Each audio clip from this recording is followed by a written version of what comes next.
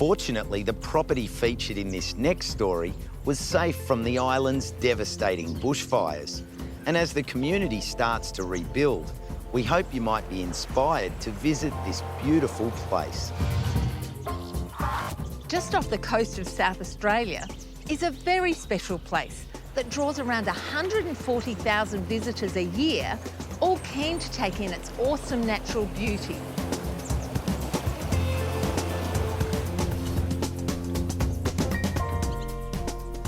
A big part of that is the trees, one of which is being grown for its valuable oil by innovative farmer Larry Turner. The tree we're standing under at the moment, it's called a Kangaroo Island narrowleaf mallee, common name. It only grows here on the island, and it's one of those unique trees which is suitable for oil production. Larry is the only eucalyptus oil producer on Kangaroo Island. But back in the 1930s, business was booming. The history of the industry here on the island started back in the 1880s, and there was a company in them early days that really set up the development of the eucalyptus oil industry while farmers were clearing their land. We had a depression then too, so here was a product where people could go out, use very basic equipment, and then actually a company guaranteed to buy their oil off them. So the 1930s saw 48 distilleries with 600 men. So it was a major industry, but it never got into mechanical harvesting. So it was always an industry where it was always relied on manual labour.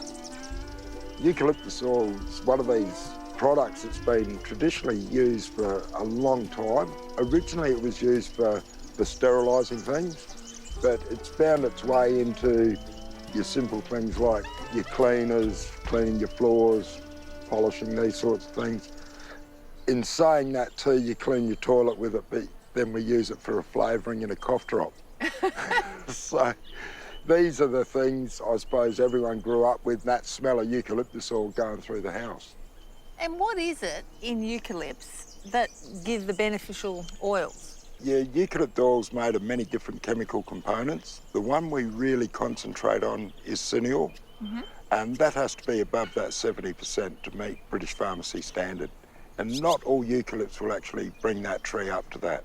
We did a selection process where we went through and sampled 240 of these individual trees across the property, analysed them, but only selected 10 based on their oil components and yields.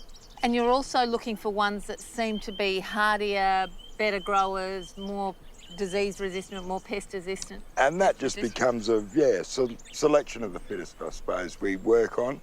And trees like this, which you can see are very healthy, you know, this is good to reproduce from.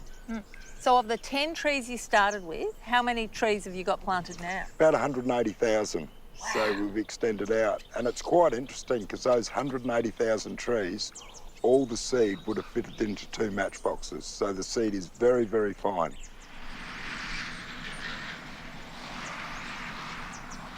The first step in the production of eucalyptus oil is harvesting the leaves.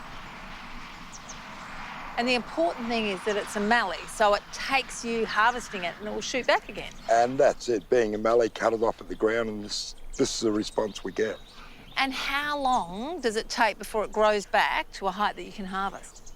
Depends on season, but generally 1 to 2 years. So we keep our trees always very short and just keep continually harvesting. The next and final step in the process is distilling the oil from the harvested leaves. So we place a grate on top of the bin so the leaf cannot fall out. And then we simply turn the bin upside down onto a big pot in the ground which is full of water with a fire going underneath. The firewood and material we just collect off trees off the property in general maintenance, and we'll recycle that and use that for fuel. And then it's just a waiting process. About 800 kilos a leaf will produce around 10 kilograms of oil. So a little over 1% is the final results we receive. Where to from here? Well, for Larry, the future is as close as his eucalypt trees. Our plans now for the farm are to really have a look at what grows here naturally and start developing these natural resources. And as a farmer, that's all we ever would like to produce, I suppose, is a clean, organic, sustainable produce.